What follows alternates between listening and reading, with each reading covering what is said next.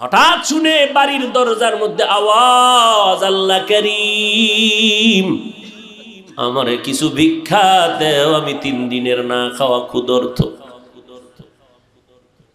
স্ত্রী ডাক দিয়া কয়, স্বামী আমার একটু রেস্টে পড়ে যাও, ভিক্ষুকের বিদায় দাও, লোকটা অসহায়।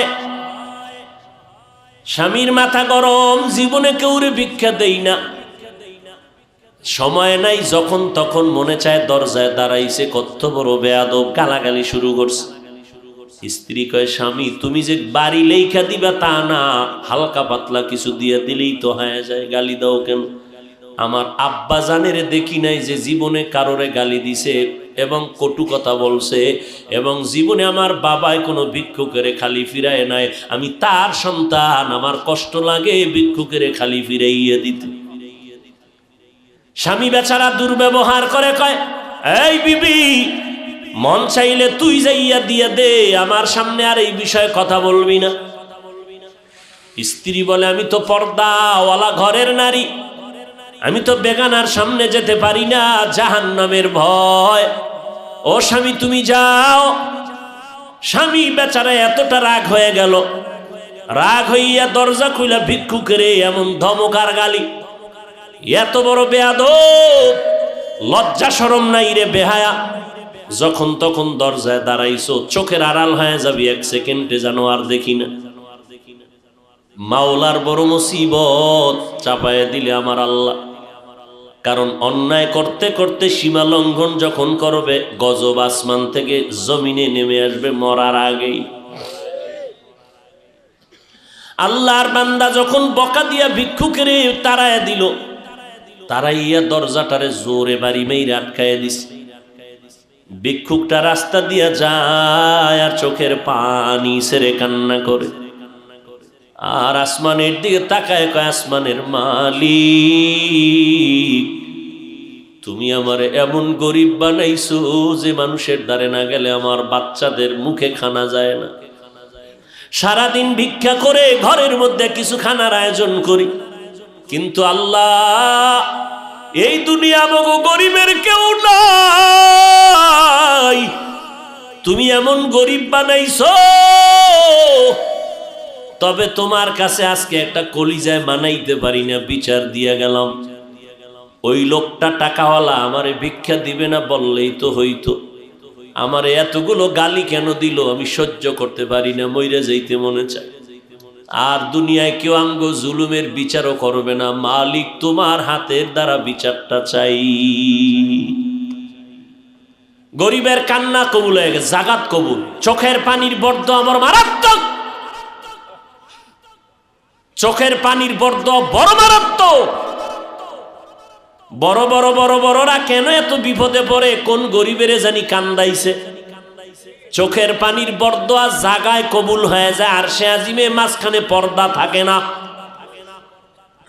এবং কবুল হওয়া মাত্র গজব শুরু হয়ে যায়। আল্লাহর বান্দা কান্না করেছে, ঘরের মধ্যে তুমুল ঝগড়া শুরু হয়েছে। এইবার স্ত্রীকে ডাক দিয়া তর্কে তর্কে তর্কে তর্কে, স্বামী বেচারা গরম, ব্যবহারের কোনো আদব নাই, ধমক দিয়া কয়, আমার ঘর থেকে বের হয়ে যাও, আর আমার ঘরে থাকবি না, আমার ভাত তোর জন্য হারাম করে দিলাম, তালাক দিয়ে দিলাম। নিয়ামত আল্লাহ দিছে, লাথি মেরে সেই নিয়ামতের তারায় দিছে। আমার আল্লাহর ওয়াদা, ওয়ালা ইন কাফারতুম ইন্না আযাবি লাশাদীদ, গাদ্দারি করবি, কঠিন শাস্তির মুখে পড়তে হবে। কপাল থেকে নেককারিনী মহিলা তালাক দিয়ে দিল, কপাল খারাপ। অনেক মানুষ গ্রামে কয় সুখে থাকতে, বড় কঠিন। আল্লাহ শান্তি দেয়, মানুষ লাথি মাইরা তারায় দেয়, শান্তি লাগে না। আল্লাহর বান্দি চোখের পানি ছেড়ে কান্না শুরু করলেন, কারণ জাতের মাইয়া যারা, জাতের অজাতের না, জাতের যারা মাইয়া, এরা টাকার দিকে তাকায় না, সম্মান আর ইজ্জতের দিকে বড় নজর করে। আমি জাতের মেয়ে, জীবনে কলঙ্ক আসবে কেন? স্বামী খারাপ পাই ভালো পাই, জীবনে আমার স্বামী হবে একজন, আর কেউ না। কলঙ্কের বোঝা নিতে চাই না, কে তার কান্না থামাবে? বাধ্য হইয়া আল্লাহর বান্দি কান্না করে করে করে করে বাবার বাড়ি চলে গেল। ও বাবা, আমার কপাল খারাপ, আমার স্বামী আমারে বিদায় করে দিয়েছে।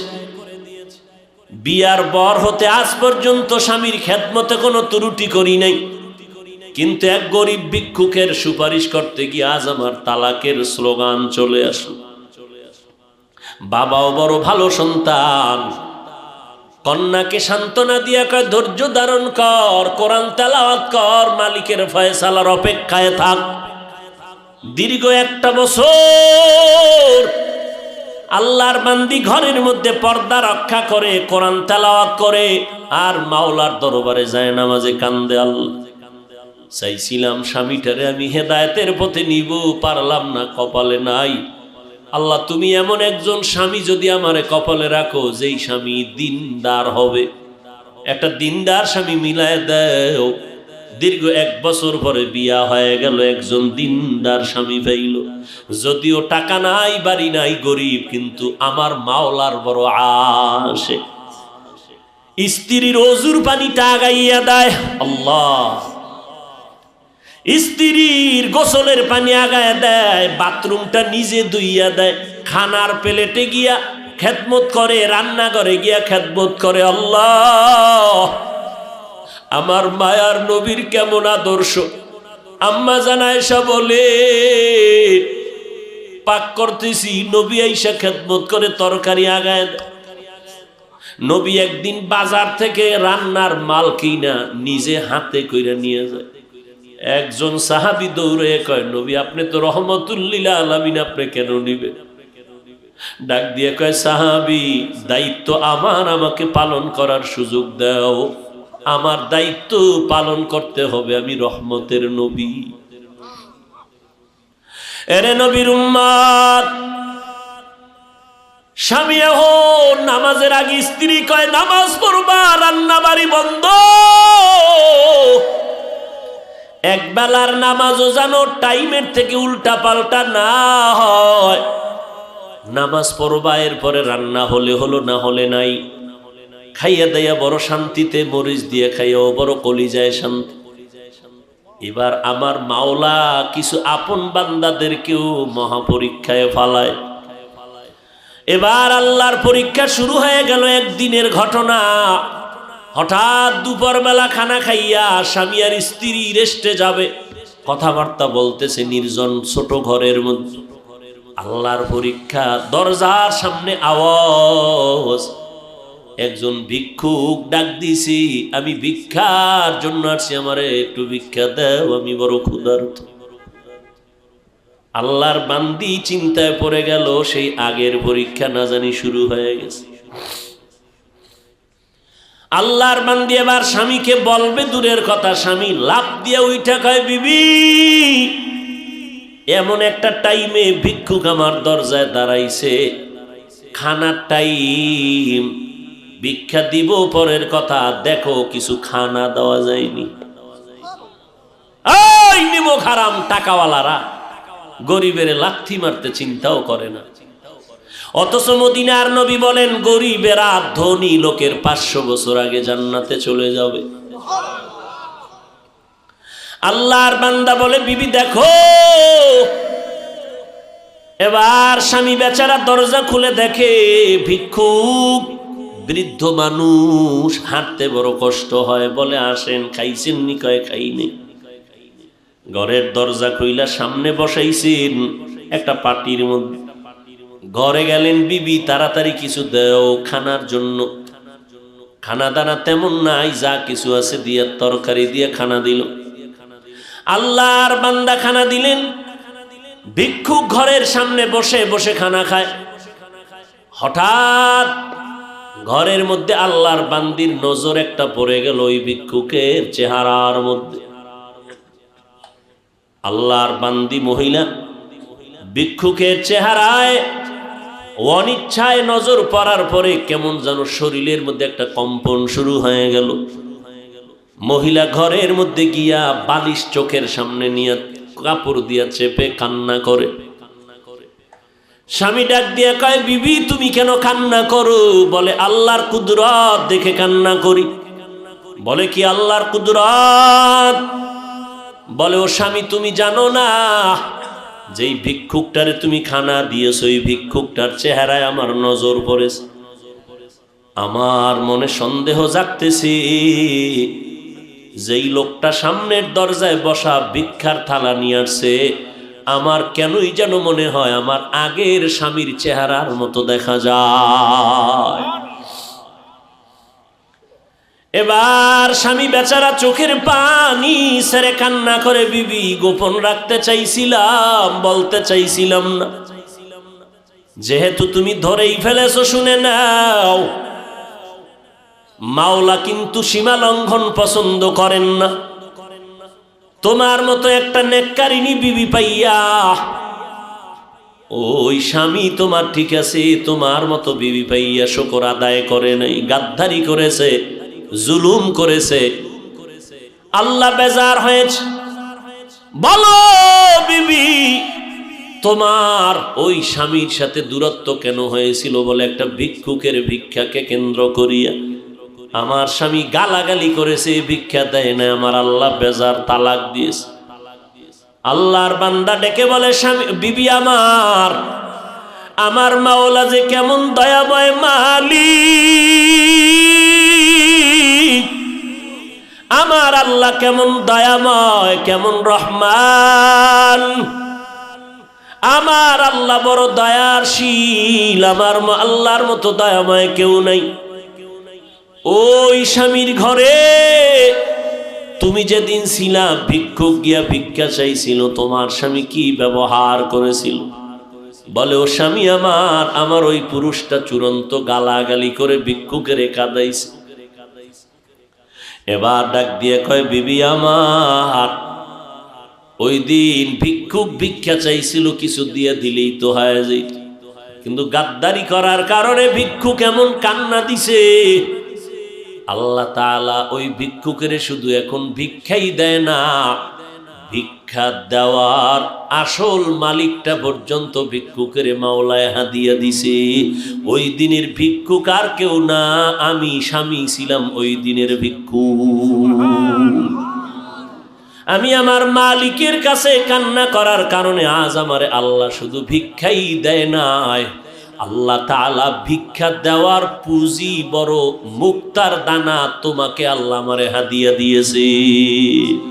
শুকরে নেমাত নেমাত আফজু কুনাত, কুফরে নেমাত আজকাফত বিরু কুনাত, হামদুলাকা শুকরে লাকায়া জুলমিনান, হাজিরিয়া নাজরি বরহালে মা। এর যুবক, বুড়া হওয়ার আগে যৌবনটারে বড় নেয়ামত মনে করিয়া কদর কর। বয়স হওয়ার আগেই তোর যৌবনটারে গুনাহ করিয়া নষ্ট করিস না রে বাবা। পায়ে হাত রেখে বলি, কয়দিন আর বাঁচবি? এই চিত্রাং নামের মহামারীতে যুবক মরিয়া গেল, গাছ পড়লো ঘরের উপরে, যুবকও মারা গেল, স্ত্রীও মারা গেল, কন্যাও মারা গেল। কয়দিন আর বাঁচবি রে যুবক? আজকে থেকে তওবা কর, আমার আল্লাহ শক্তি দিছে, শক্তিটারে দিনের কাজে লাগাও। আমি বলি না তুমি মাদ্রাসায় আসো, টুপি পরো, পাগড়ি পরো, আমগো মতো হুজুর হয়ে যাও, না, একবারও না। স্কুলে পড়ো আলহামদুলিল্লাহ, কলেজে পড়ো আলহামদুলিল্লাহ, চাকরি করো, ব্যবসা করো আলহামদুলিল্লাহ। তবে আমার মাওলার সাথে এতদিন যে গুনাহ করছো, আমার মাওলার থেকে দূরে সরছো, গাদ্দারি করছো, গুনাহ কইরা কইরা নেয়ামতের ঘুমটাকে নষ্ট করে, চেহারা নষ্ট করে ফেলছো। আজকে থেকে তওবা করে নেও, মা বাবার দোয়া নিয়ে চলবা, 5 বেলার নামাজ ছাড়বা না। তোমার মতো যুবক স্কুল কলেজে পড়ে, 5 বেলার নামাজি অভাব নাই, তুমি কেন পারবা না? তোমার মতো বান্দা কৃষি কাজ করে, নামাজ ছাড়ে না, ড্রাইভারি করে, নামাজ বাদ দেয় না, তুমি কেন পারো না রে বাবা? আল্লাহর ধরাটাকে তুমি স্বাভাবিক মনে করছো, আল্লাহর কোরআনটাকে মিথ্যা মনে করেছো। আমার আল্লাহর ধরা বড় কঠিন, আমার আল্লাহর কথা সত্য, সব কোরআনে বয়ান আছে। কি অন্যায় করলে কি শাস্তি হবে আল্লাহ সব বলে দিয়েছেন। আজকে তুমি বাহাদুরের মতো চলো না, যেদিন সাদা কাপড়ে ঢুকবা সব বাহাদুরি বন্ধ হয়ে যাবে। অন্ধকার কবরে গেলে ওই সময় বুঝবা অন্যায় করার কেমন স্বাদ। অতএব আল্লাহর কোরআন সত্য মনে করিয়া, নবীর কথা সত্য মনে করে, ওলামায়ে কেরামের কথা সত্য মনে করিয়া আল্লাহর কাছে তওবা করে নাও। মনটাকে বুঝাও রে মন, আমার মতো যুবক জীবনে মাদ্রাসায় পড়ে না, আলিফ বা তাও জানে না, স্কুল কলেজে পড়িয়াও যদি নামাজ পড়ে আমি কেন পারি না? কপাল আমার এত কেন খারাপ? আমার মতো বান্দা যদি ড্রাইভারি করে, র্যাব, আর্মি, পুলিশ, বিডিআরের চাকরি করে, কোটি টাকার ব্যবসা করে, নামাজ পড়ে আমি কেন পারি না? এরে আম্মা জানের, আপনার মতো বহু মা এখনো এই এলাকার মধ্যে আছে, 5 বেলার নামাজ পড়ে, রাতে তাহাজ্জুদের নামাজও পড়ে, পর্দা করে, হালাল খায়, বেপর্দায় কোথাও যায় না। ও আম্মা জান, আজকে সময় আছে, তওবা করে নেন। বৃদ্ধ বাবাজিরা আল্লাহর কাছে তওবা করেন। কয়দিন আর বাঁচবেন? মরণের আগে তওবা করে নেন। আজকে থেকে নামাজ ছাড়বেন না, বেপর্দায় চলবেন না, দাড়ি কাটবেন না, জবানের দ্বারা গীবত শেখায়াত গালাগালি করে গুনাহগার হবেন না, হাতের দ্বারা জুলুম করবেন না, মা বাবার দোয়া নিয়ে, ওলামায়ে কেরামের পরামর্শ নিয়ে আমল করবেন, 5 বেলার নামাজ পড়বেন। গলায় ছুরি আসলে মরে যাব, তারপরও নামাজ ছাড়ব না। তবে সবার কপালে তওবা নসিব হবে না। আমার নবীকে 13 বছর দেখলো, বয়ান শুনলো, তারপর আবু জাহাল কালেমা পড়ে নাই। এই জমিনে কিছু শক্ত অন্তরওয়ালা থাকবে, কোনো বয়ানে তাদের দিলটা নরম হবে না, তওবা করার ভাগ্য হবে না। তবে 2-1 জন আল্লাহর বান্দা মরণের কথা স্মরণ করিয়া যদি তওবা করে, আল্লাহকে ডেকে ডেকে বলে, হে মালিক, এই ময়দানে আমার মতো গুনাহগার কেউ নাই, গুনার কারণে হাত না পাক, চোখ না পাক, জিহ্বা না পাক, অন্তর না পাক, এই অবস্থায় যদি তওবা না করিয়া কবরে যাই, ওই অন্ধকার কবরে কেউ নাই, কেউ নাই, অন্ধকারের ঘর, মাটির ঘর।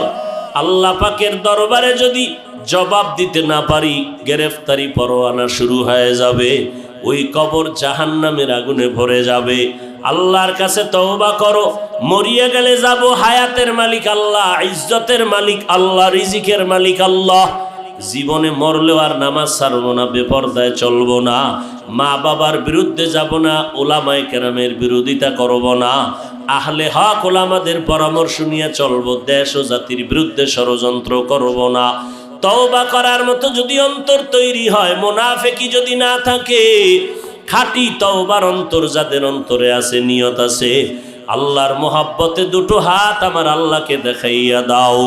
আল্লাহ তওবা কবুল করে নেন। আয় আল্লাহ, তওবার উপরে মজবুত হইয়া চলার মতো তৌফিক দান করেন, আমিন। আলহামদুলিল্লাহি রাব্বিল আলামিন, ওয়াসসালাতু ওয়াসসালামু আলা সাইয়্যিদিল আমবিয়াই ওয়াল মুরসালিন ওয়া আলা আলিহি ওয়া আসহাবিহি আজমাইন। ইয়া আরহামার রাহিমিন, ইয়া আরহামার রাহিমিন, ইয়া আরহামার রাহিমিন। রব্বিরহামহুমা কামা রব্বায়ানি সগীরা। আল্লাহুম্মা ইন্না নাউযু বিকা মিনাল বারাসি ওয়াল জুনুনি ওয়াল জুযামি ওয়া সাইয়্যিল আসকাম। ও দয়ার মালিক, গুনাহের বোঝা নিয়ে আপনার দরওয়াজায় হাজির হয়েছি। দুনিয়ার বাড়িওয়ালাদের দরজা বন্ধ, আপনার রহমতের দরজা খোলা।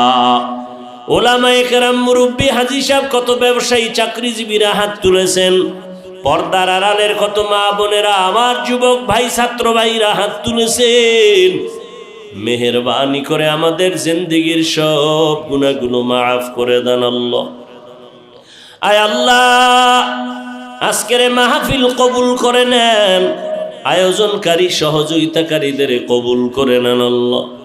আয় আল্লাহ, এলাকার ঘরে ঘরে শান্তি দান করেন আল্লাহ। মা বোনদের আবেদা পর্দানিশী বানায় দেন, সন্তানগুলো নেককার বানায় দেন, সারা দুনিয়ার মানুষগুলো মাফ করে দেন, মহামারী থেকে মুক্ত করে দেন আল্লাহ। বাংলাদেশ শান্তির দেশ বানায় দেন, প্রশাসনিকভাবে যারা কাজ করে দিনের খাদেম বানায় দেন, সরকার থেকে সকল জনপ্রতিনিধিদেরকে দিনের খাদেম বানায় দেন। আয় আল্লাহ, ব্যবসা যারা করে, চাকরি করে, কামাই রুজিতে হালাল ভাবে বরকত বাড়ায় দেন, হারাম থেকে হেফাজত করেন আল্লাহ। অভাব দূর করেন, ঋণ আদায়ের ব্যবস্থা করে দেন। আয় আল্লাহ, সমস্ত মাদ্রাসাগুলো কবুল করে নেন, মসজিদগুলো কবুল করে নেন। আয় আল্লাহ, সমস্ত শিক্ষা প্রতিষ্ঠান নবীর আদর্শওয়ালা বানায় দেন। রব্বুল আলামিন দিলের ন্যাক আশা পূরণ করে দেন। আয় আল্লাহ, উলামায়ে আহলে হকের বিজয় দান করেন, ইসলামের ব্যানারওয়ালা দুশ্মন থেকে হেফাজত করেন, বাতিলের মোকাবেলায় বিজয় করে দেন। আয় আল্লাহ, মিথ্যা মামলায় জড়িতদের মুক্তির ব্যবস্থা করে দেন আল্লাহ। আয় আল্লাহ, ইলম হিলিম হিকমত আমলে বরকত বাড়ায় দেন, রিয়া হাসাদ কিবির দূর করে ইখলাস দান করেন, চলার পথে ইজ্জতের সাথে হেফাজত করেন। আয় আল্লাহ, সারা দুনিয়ায় নিরাপদে খেদমতের জন্য কবুল করে।